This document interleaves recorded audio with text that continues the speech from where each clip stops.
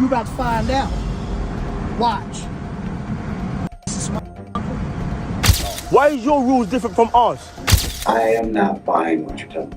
Cops are supposed to protect society and make the law-abiding citizens feel safe and secure. And when these very people become criminals, it is a very sad sight to see. So let's look at a few cases regarding this very subject. A man was stopped by the cops. The cops then tried to make him out to be a drug dealer solely on the fact that the person of color was well off financially. Watch what happens next. Pulling the race thing. Why are you doing this to me? I don't care. I've got a reason to stop him. I want to search the car. I've got a reason to tend to get out of the car. Okay. Yeah, that's the information that you got from them?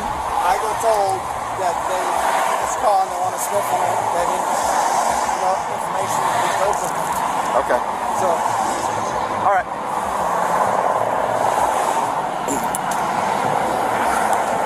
The biggest evidence they had against the man was his skin color.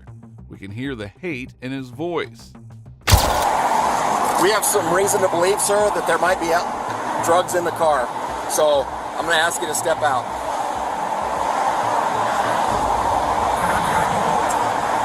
Okay?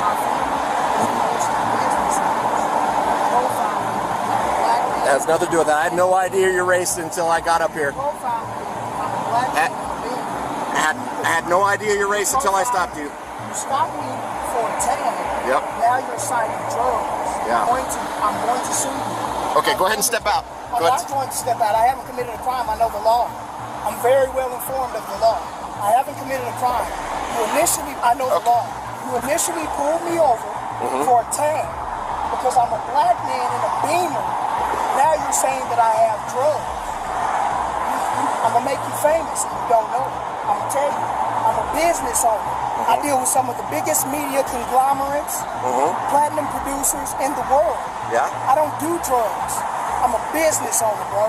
Okay. You're profiling me because I'm black and I'm in a Beamer. The cops wrongly pulled over someone saying it was a tag issue while they just wanted to pin him with a drug charge. If we don't have anything else, I'm about to burn. I mean, we lost a nice and get out of the vehicle. Okay. These officers are pulling me over.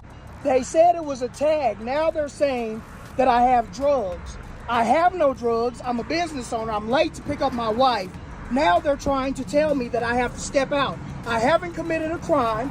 This is Matthew Wilson, CEO of Addictive Culture Entertainment.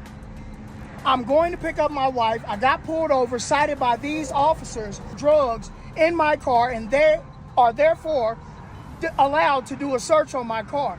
Now, I've told you that I have no drugs in the car.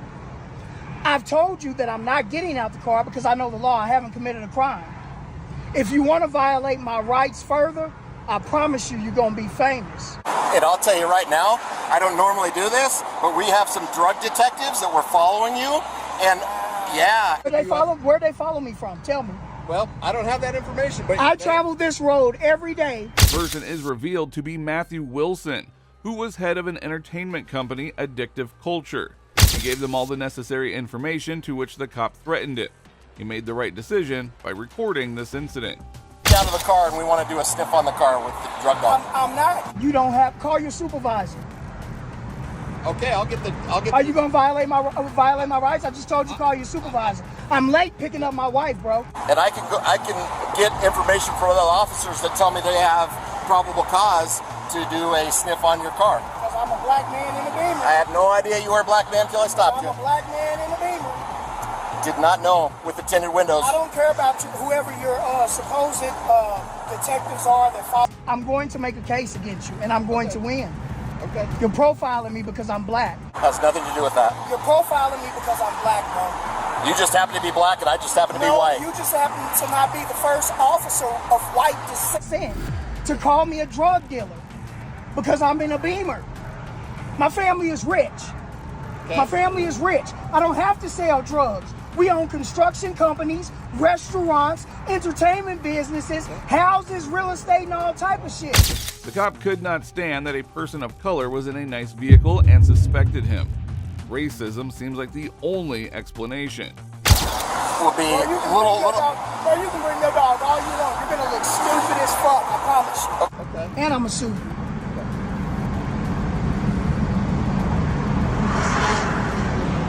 sell drugs, bro. My family rich than a motherfucker. I ain't gotta sell nothing. I'm set for life. You about to find out. Watch. Racist motherfucker. Matthew was frustrated over this absurd pullover by such a racist cop. Cops should be unbiased and uphold justice. Because we're following them. So. Okay, so you need to get out of the car. Now. Okay. Sir? Excuse me, sir? The supervisor is on the way to talk to you, okay? But I do need you to exit the vehicle now. I haven't committed a crime and Sir? I'm not getting out the car. You're not Okay. gonna violate my rights. I know the rights. I got I lawyers. understand We that, got sir. lots of lawyers. I appreciate that, sir. But I didn't even have to give him my information and I cooperated. If I was a drug dealer, why not run? Okay. If I was a drug dealer, why did I give him I know the law. I don't even have to give him my information. Well, you do. Because I haven't committed a crime, bro. Okay. It's not a crime, bro. Yeah, you have to give It's us a civil court, bro. Okay. You have to give us your license for that. Sir, we're asking you nicely. Legally speaking, we have the right. The Supreme Court has already decided we can ask you to get out of the vehicle. You choose to not get out of the vehicle is a criminal offense in itself. And we don't want to go that area, go that route. Watch this.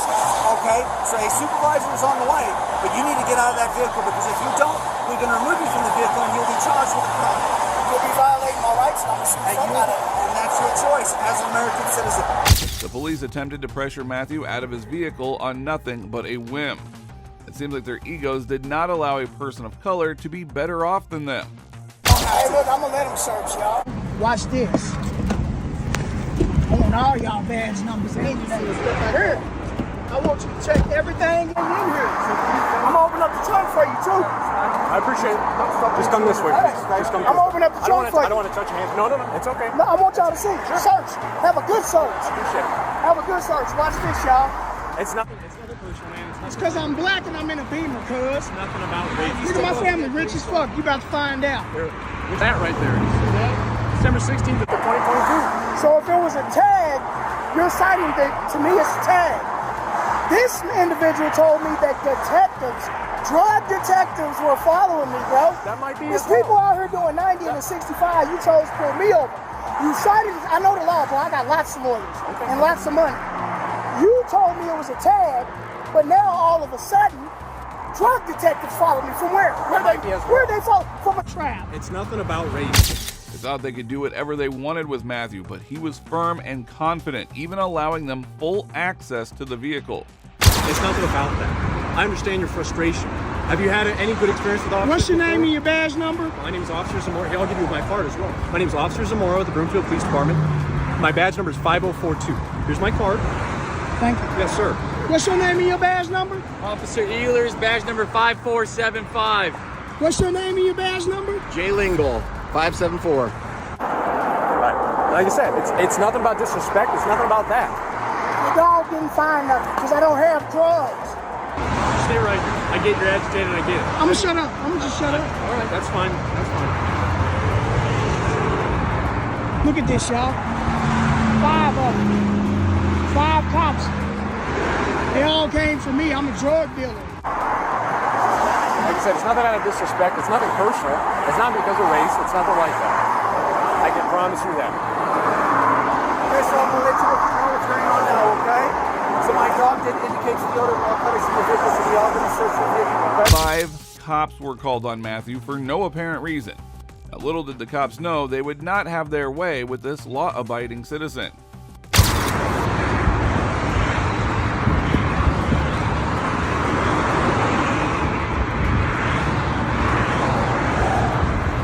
I want to watch him search my vehicle. That's my right. Hold on. That's hold my on, right. hold I on. can watch him. Hold on. Search my vehicle. I'm right Hold on. here.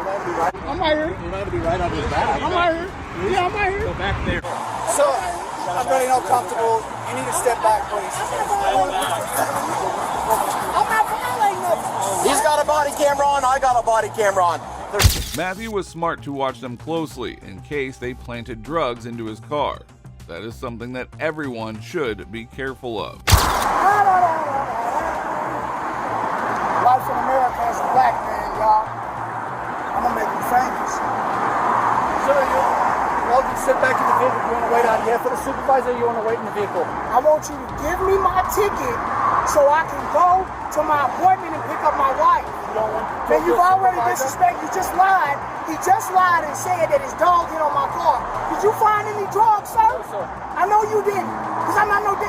Man, give me my ticket. Okay, if you want to take the seat back in the vehicle.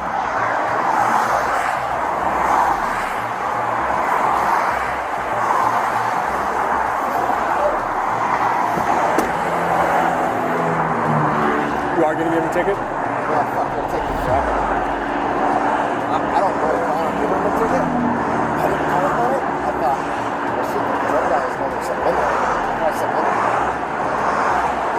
Hey, it's up to you. It's your discretion. I'll go ask him to see if he still wants a supervisor, but... Yeah, go ask him. Yeah. It seems like you got on a good... We're getting there. We're getting there. But if he doesn't want one, you want to just take him loose? I can get a business card. After failing to find any drugs in his car, the police attempted to further inconvenience Matthew by calling their supervisor. An innocent man of color is targeted because of racism by the very people that are supposed to prevent it. I have a question. What's your question, sir? For him. Yep. Because he's the guy that approached me. You want to step out, or you... You said that somebody gave you intel that I was a drug dealer and drug detectives followed me? They gave me intel to stop a car, to identify you, and then also to sniff the car. Who is these individuals that told you this? I have a right to know. My lawyer. I have a question. What's your question, sir? For him. Yep. Because he's the guy that approached me. You want to step out, or you... You said that somebody gave you intel that I was a drug dealer and drug detectives followed me? They gave me intel to stop a car, to identify you, and then also to sniff the car. Who is these individuals that told you this? I have a right to know. My lawyer. He is just a racist, sour loser. The cop at this point panicked because Matthew knew his rights. But then you said I was a drug dealer, so under suspicion of having narcotics in me. Because I was going to let you go on a warning with the tag, and then that's why I asked you if you had any narcotics. But why? Because I was black? It has nothing to do with Because that. black people always have drugs? No. It must be because black people always have drugs. I had no That's idea why. what your race was until I got up to you, sir. Okay, but when you got up to me and seen that there was a black man behind the wheel of this brand new Beamer. It was already suspicious that there was... Matthew walked away from this encounter knowing that he didn't let anyone take his rights away. It is unclear whether Matthew sued them afterwards, but one thing is for sure, he taught these corrupt cops a very well-deserved lesson. They will think twice before misusing their power again. Let's look at how a police officer in London attempted to misuse his power to avoid a parking violation on double yellow line.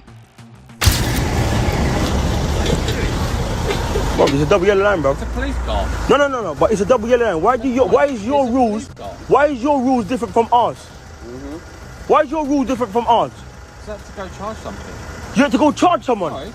Brother, look, it's a double yellow line. It's unacceptable, Who bro. do you work for? Who do I work for? Yeah. You don't know who I work for? London. That's who I work for, London. Are you a police officer, sir? So you... Are you a police officer? I am, yeah. Can I see your warrant card, please? The police officer attempted to use his power to get his car released without a ticket. What police station? Oh, Mr. Christopher Dixon. Yeah. You've arrested me before, you know? What? Yeah. You've arrested me before. Tell me one good reason why I should take this camp off. I tell you what. Let me call the supervisor. You're going to call your supervisor? That's your sergeant you're going to go call. The officer is identified as Christopher Dixon, who had arrested the person recording the encounter once before. This was just a case of sweet karma. Now, it is unclear what followed this incident, but one thing is clear: everyone is equal when it comes to the law. Now, while these past cases were pretty bad, the next one is of a cop turned into a cold-blooded criminal. In 2006, an anonymous caller reported a suspicious person trying to enter her residence. He was identified to be Jeffrey Palo, a Bloomington police officer sergeant and father of 3 children. Since then, his many crimes, which included stalking and assault, have been exposed, dating back to December of 2002. Let's look into what he was brought into questioning for the next day. I have to read your rights first. I monitor this. At this point, you're not free to go. At this point, you're under arrest. If I'm not free to go, I'm under arrest. Well, we're in a custodial situation. That's why I'm going to read you your rights. Right? Because you came down here in their car. I don't know where we're going to go. I don't know. Well, last night, all right, there was an issue that came up, right, out on the southwest side of town. All right? You know what I'm talking about?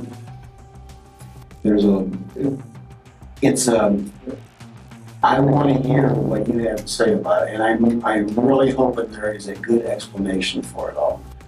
The detective seemed to be very disappointed that one of his own officers could be arrested in such a manner. Mr. Pelo was arrested for suspicious activity the day prior. Looking at the lake down there. Again, I drove down there. I couldn't sleep. All right, houses come up for sale in that area all the time. I'm interested in buying my mother-in-law a house. She lives up in Ridley. She's poor. She's on fixed income. I wanted to move closer to us. Houses come for sale. There's a townhome right there for sale. It won't work, but anyway, I was looking to see what kind of access went down to that lake. That's all. Leaving. Where'd you park it? I don't know the name of the street. But it wasn't right there where you were at. It was by the lake. That lake goes behind those houses. You know, you understand how difficult the situation this is for everyone involved, including yourself. Really? Yes, right? I understand. And at this point, Pelo started to make excuses to why he was at the residence, but the detective looked past the facade. We don't. As police officers, we don't walk around at 12:30 at night in the morning, walking in between the houses. I didn't walk between the houses. I was by the lake. I couldn't keep going, so I walked up between the houses. That's it. I mean, that is it. That's it. Think about what you're telling me. I am thinking about what I'm telling you, the truth. I went down there and looked. The detective tried to assess the motive behind him being present at the residence, unbeknownst to him as he was sitting with a monster. All right, what they called in wasn't me. All right, Dave said last night somebody knocked on somebody's door. I didn't knock on anybody's door. I did not knock on anybody's door. I did not knock on anybody's door. I don't know what else you're trying to allege here. I don't want to jump to some kind of conclusion. Right? All of this isn't about because I walked up from that lake up between those two houses. Absolutely. I'm sorry. But I don't understand what you're saying. The only time I walked between those two houses was when I was walking from the lake and up. But that's where you and that's when I met the Zemer. That's where you and Officer Zemer differ in what you said. But whatever the lady was scared of, it wasn't me. It was you. How could it be me? The only time I was between the houses when I walked up and Zemer was there, she'd already called. Jeff, Zemer had already been. Now, Pelo tried to use denial and anger to try to convince the detective of his innocence. He was hoping, like every other time, that he would get away with it this time as well. What color was your shirt? Dark. What about your shorts? I think they were my black shorts. Okay. Were you carrying anything else with you? No. Nothing. What were my car keys? Where were they at? My pocket. Jeff, I've always liked you.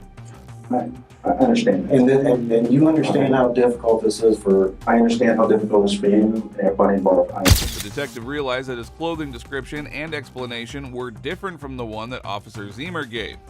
Pelo was digging his own grave. You can tell me why David Zemer would lie about this situation. Because I'll tell you what, he's freaked out too. Because you're one of his mentors. All right. You're one of his mentors. I don't know how I freaked him out. You don't know how he freaked out? Well, I mean, he couldn't even hardly talk. He was so upset by the situation.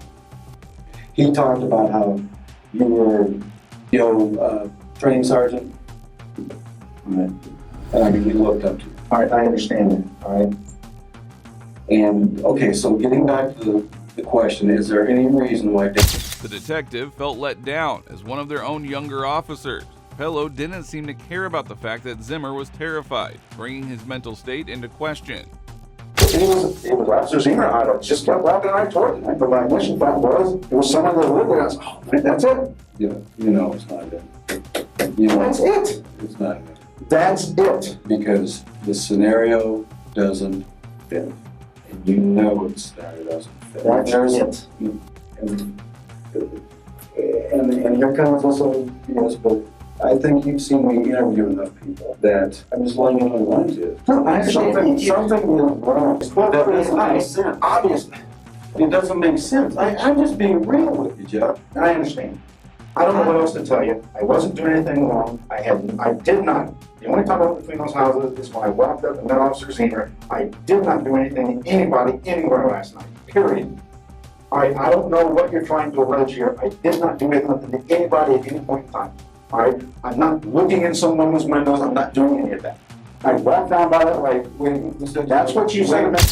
The detective feels upset that someone who's worked with them for the past 17 years was blatantly lying about the encounter. Pello's body language and tone clearly shows that he is guilty and he is hiding the real reason. Whoever it was, I have no goddamn clue. I have no goddamn clue whatsoever. I don't know that I said I don't know how else to say it, all right? All right, the truth is the truth. I've already told it to you, and that's that. I don't know what else to do. Excuse me for getting pissed off here, but I didn't do anything wrong. All right? I did not do anything wrong. Period. I don't know how else to put it. I don't know how else to do it. I don't. Pello, now realizing the detective might be catching on, uses anger and a brash tone, further proving his guilt. And I'll just tell you, I'll tell you point blank, I don't think the story is exactly the way you're telling it. I don't know what Dave Zimmer told you. All right? I don't know what his perception of it was. But the only time his perception is right on, Joe. His perception is right on. Exactly right on. Again, and here's the real story of it all, Joe. You're the one who has to answer for it, not David Zimmer. I didn't do anything wrong. And I had no ill intent. All I did was walk in that lake and up between those houses. All right? You know, now that I'm sitting in an interview room getting accused of being a criminal, obviously I should have turned and walked back 50 feet and walked up onto the cul-de-sac that's right in that cul-de-sac. Yeah, cul-de-sac is right there. Obviously, you should have done what again? Should have walked all the way back to where there's no houses, and I walked up to the cul-de-sac. Obviously, that's what, you know, looking back on it, perhaps that's what I should have done. Oh my God. Is that anything wrong? Huh? The detective now had enough evidence and confronted Pello with the facts. That's what happened. You put all the things together, Jeff. That happened. All right. I get it. And you come up to a conclusion. How it may seem, all right, is not, It's just a coincidence? it's just A coincidence? I didn't do anything wrong last night. I didn't do anything to anyone. Again, You didn't do anything, Danny. I didn't do anyone. He sounded like a broken record, further proving his guilt more and more, even mentioning he had not hurt anyone. This potentially hinting that he had done more things like this. Officer, that confronted you twice. That did not occur. And then you turning and walking away, Did I your turn? hands right here, and he says, "Stop, show me your hands." And he has, and I mean, you've been in the ERU, I understand. you're a weapons guy, you're former military, I understand. and you're telling me you didn't know somebody had a gun pointed at you? He's backlit. I wasn't paying attention to that. You weren't paying attention to He someone. said, "Stop, please." I said, "Oops, it's the play." I turned and walked up. All right? You know, he's obviously on a call. There's problems here, Jeff. There's all kinds of problems. And I'm not here to sit here and tell you that it's all rosy and all that kind of stuff, but no. And you know where I'm coming from, because I've told you. I am not buying what you're telling me. For 1 second. You know that I've done this for a long time, and you... He was committed to his lies even after being confronted by facts. The detective had enough and confronted him about his lies. A pathetic and disgusting predator became the prey. In June of 2006, the state charged Pello with 37 counts of criminal conduct originating from 2 separate cases, specifically the state. The 2 offenses included 5 sexual assault charges, stalking, and many more. In May of 2002, his trial, which included 60 witnesses, pled him guilty after 4 of these sexual assault victims testified. In June of 2008, he was convicted of all 37 counts and sentenced to a term of 440 years. Now, do you think this punishment is enough for the degree of crime that he committed? If you liked the video, subscribe so that way you don't miss out on the next one that we have in store for you. Thanks for watching.